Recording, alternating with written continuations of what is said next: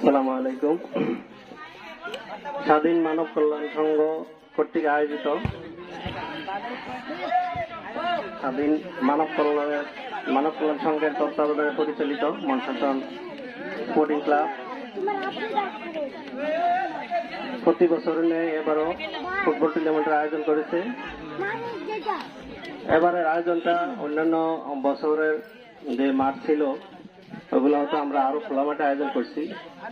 এবারের মাঠটা আবদ্ধ জায়গায় হলেও কিন্তু আকর্ষণীয় ছিল, খেলাগুলা দর্শক উপস্থিতি ছিল পর্যাপ্ত এবং ট্রফিগুলো অনেক সুন্দর।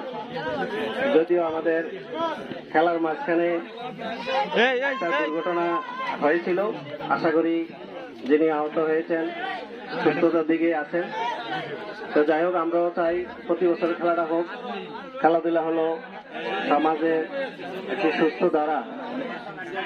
খেলাধুলার মাধ্যমে সমাজে একটা সুস্থ ধারা ফিরে আসে এবং তোমরা যারা তরুণ যুবক আছো, ছাত্র আছো, লেখাপড়ার পাশাপাশি আমরা খেলাধুলাকে অনুশীলনে রাখবো। যদিও মাঠ সংকট, তারপরও আমরা নিজেরাই এই ধরনের সময় এবং খুঁজে নিয়ে টুর্নামেন্টগুলো আয়োজন করব এবং তোমাদেরকে খেলাধুলায় ব্যস্ত রাখার মাধ্যমে সামাজিক যে দুর্গতি বা অসুস্থতা কিছু আছে এগুলা থেকে তোমরা মুক্ত থাকবে, এটা আশা করি।